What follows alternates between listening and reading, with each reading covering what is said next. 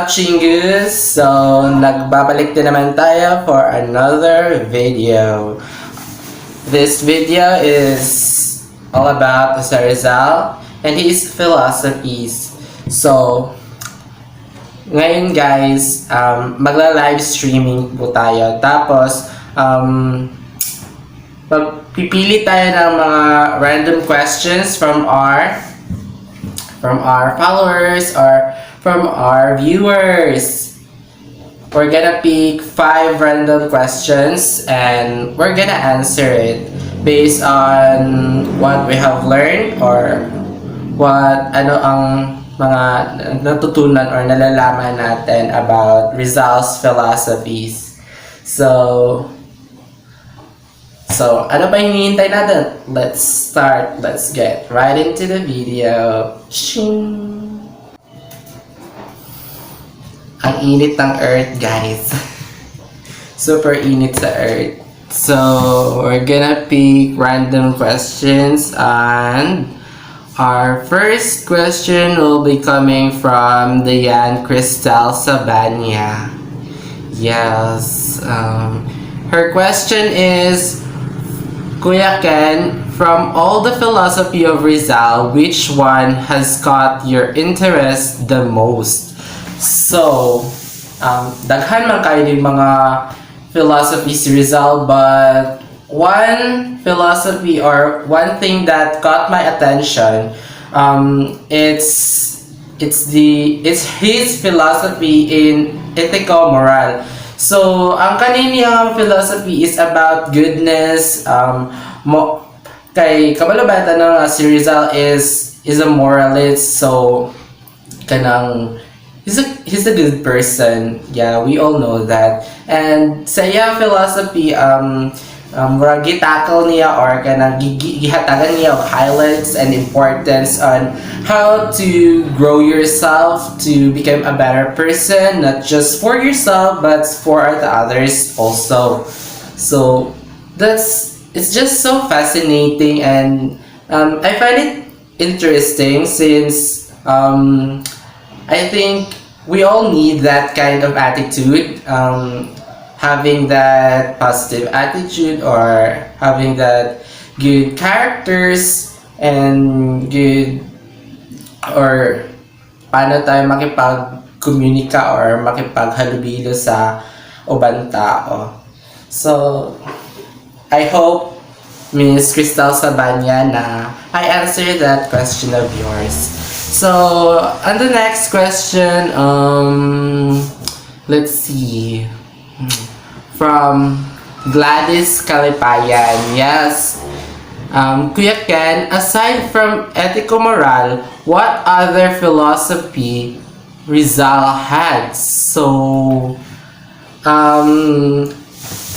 I think that madami ang mga philosophies ni Rizal's, and ethico-moral is one of it. So, aside from ethico-moral, his other philosophy includes love, education, social, political, religion, and also economics. So, ang kaning mga philosophy ni Rizal, it's nag-highlight siya sa kung saan kanang importance or unsa ang needed niya i-improve sa katao in all aspects of our lives. So, from love na philosophy ni Rizal, we can say that love for your country, love for one's parents, love for ourselves, that you can include that. So, meron din yung education. I think education is one of the most famous philosophy of Rizal since siguro nung nakaraang panahon, doon sa panahon pa ni Dr. Jose Rizal, students wala silang wala silang power or kakayahan or hindi marami sa kanila ang nabigyan ng pagkakataon na makapag-aral. And that's what's binibigyan ng importansya ni Dr. Jose Rizal, because sabi nga niya na ang mga kabataan ang pag-asa ng bayan. So if yung mga kabataan is wala silang basic knowledge or hindi sila nag-undergo ng education, well, for sure mapapariwara talaga yung buhay nila, or mapupunta sila sa maling landas, and they will get influence from bad things. So that's all. I hope that answered your question, Miss Kalipayan. So for our next random question, our third random question is wait lang guys. Ang init ng Earth. Sobrang init ng Earth. Madami na pong makasalanan dito sa Earth. Pinaparusahan na tayo ng Diyos. 1 hour later. Super init. Ang init sa Earth. Gusto ko nang lumipat ng planet. So, for our third question, it's coming from Sir John Lloyd Bacon. He said that, can you give some example of Rizal's philosophy and ethical moral? Yes, there is so many examples of Rizal's philosophy and ethical moral, and one thing that caught my attention the most is that from what I have read, yes, from Sir Dalagan's Learner's Module, there's this phrase that really nitatak jud siya sa ako, and I think it's very essential for us, for all of us to have that. It's ano nga yun, yes, maintaining positive attitude towards others. So that example of philosophy sa ethical moral ni Jose Rizal is that is very essential in today's, because I think dapat i-maintain dyan nato ang positive attitude towards others. So whenever we talk to someone, from our family to our friends, even sa mga strangers, kahit di natin sila kilala, kailangan i-maintain pa rin natin yung pagiging positive natin, ang pagiging down to earth natin. Dapat maging kind din tayo, and very dapat sensitive tayo sa mga words na gagamitin natin kapag nakikipag-usap tayo sa kanila. So, if we maintain a positive attitude towards others, I think we can all have this very wonderful environment or a peaceful community. So, I think ang result nito is magkakaroon tayo ng harmonization, ma-lessen na or ma-eliminate na yung mga misunderstandings, yung mga fight, especially sa mga neighbors natin, sa mga friends natin. So, there will be no misunderstanding. So, as long as we maintain our positive attitude towards others, I think we can all have a better life, or I think it can also help us to grow as a person. And that's all, I think. So, and also, last meeting when we are tackling about this topic, Sir Dalagan said that not all positive is good. Sometimes you can be positive in COVID. Yes. So joke na to. So, si Sir Dalagan that not all positive can be good, because karon nga mga panahon guys, daghan na jud tao nga kanang naga-take advantage gani sa mga buutan kay nimo nga mga lihok, sa mga kindness nga imong ihatag sa ubang tao. Na uban jud nga gina-take advantage nila or gina-take for granted gani nila ang imong kindness. So I hope that those people can they will learn from you And sana may apply nila sa sarili nila, at also they can be positive also in to others as well.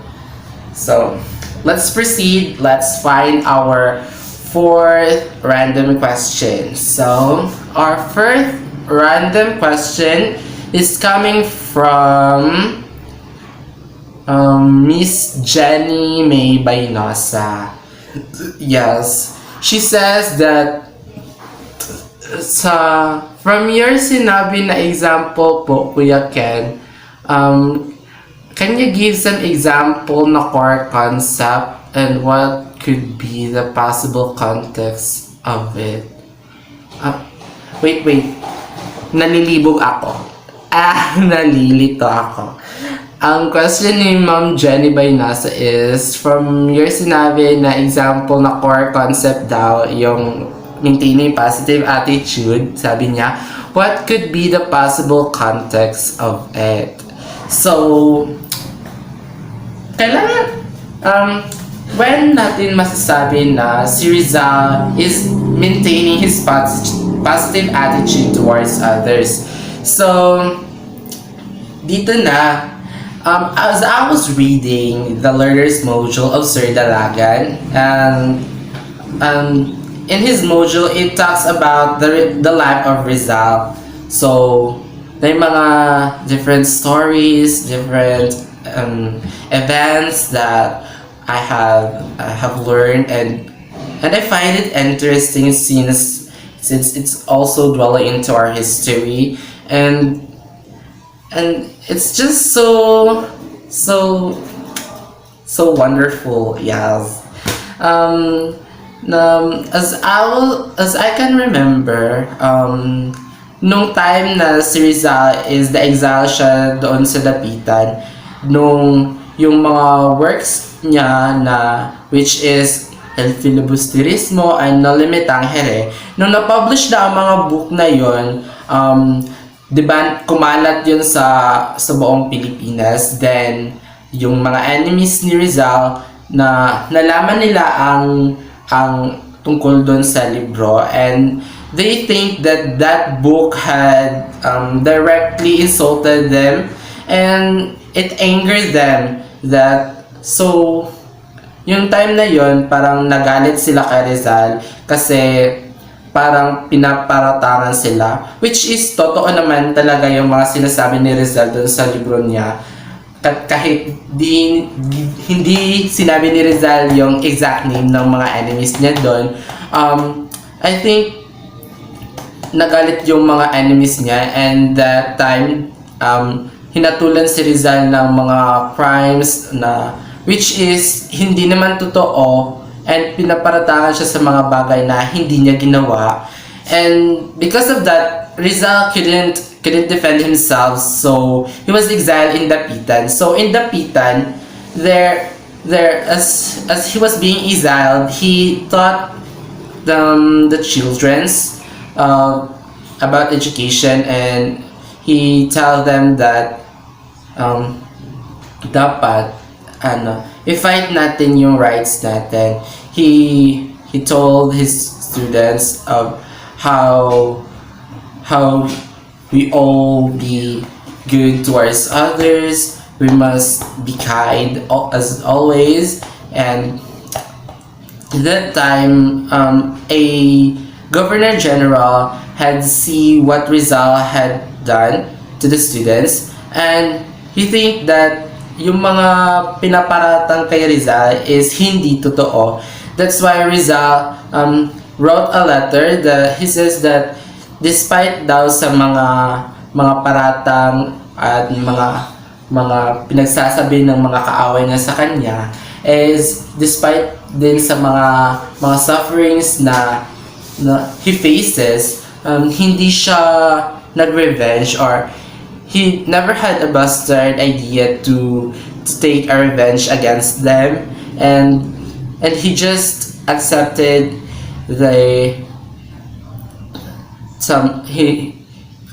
gi-accept na lang niya ang mga paratang na gitulak sa mga enemies niya, which is like parang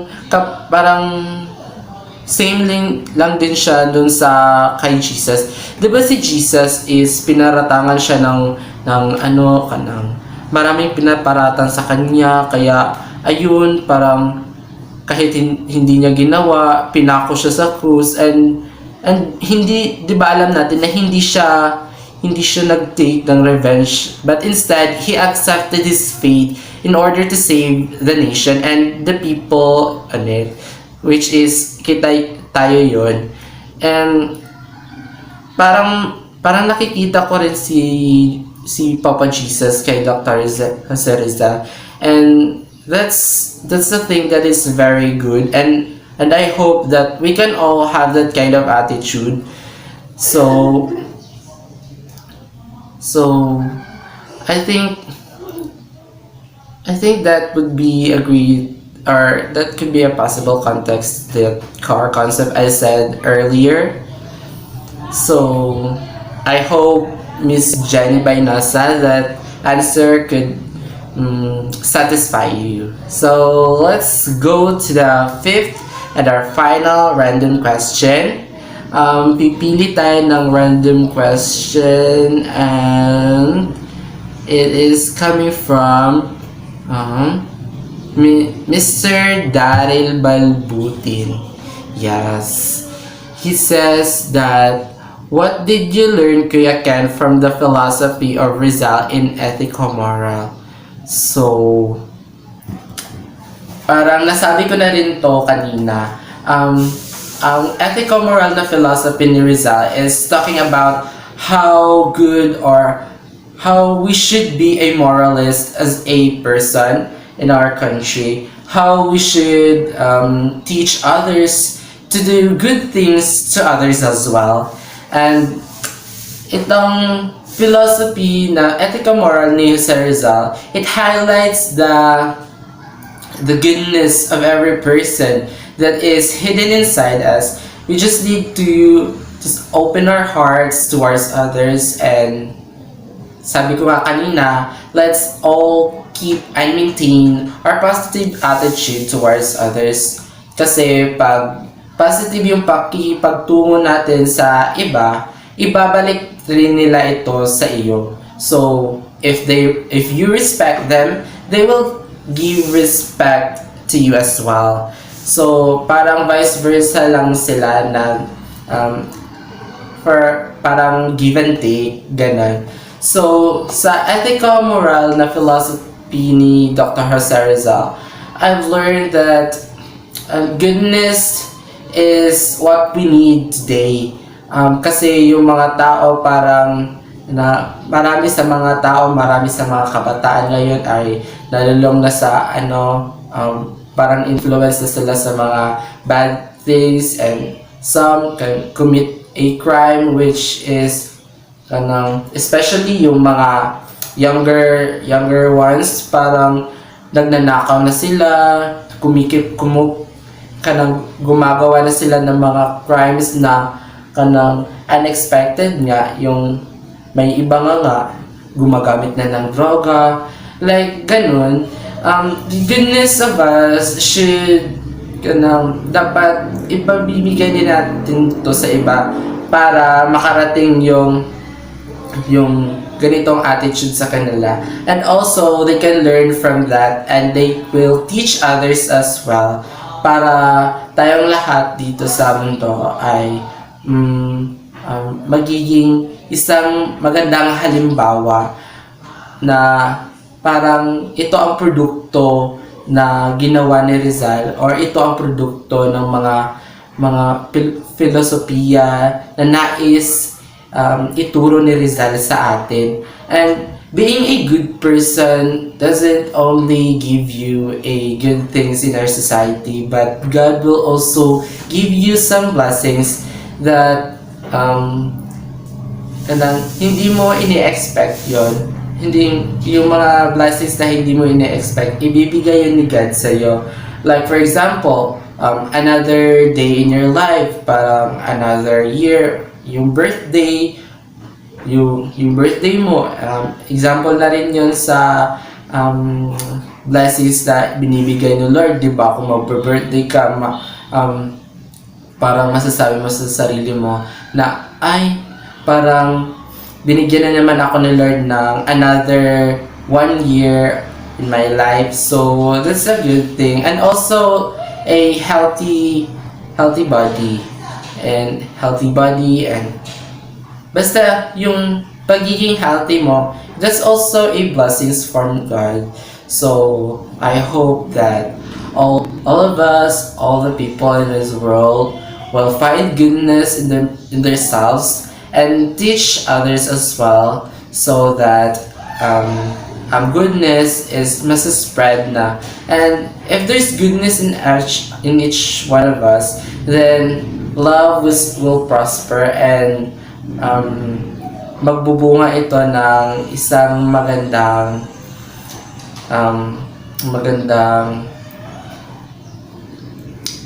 kalabasan. So, that would be all. And thank you.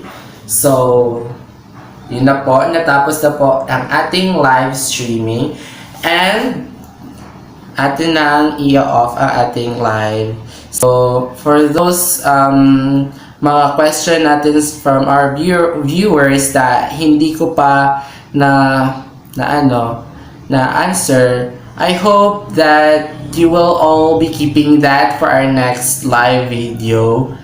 So, I hope you guys have a good day, and that would be all, and bye!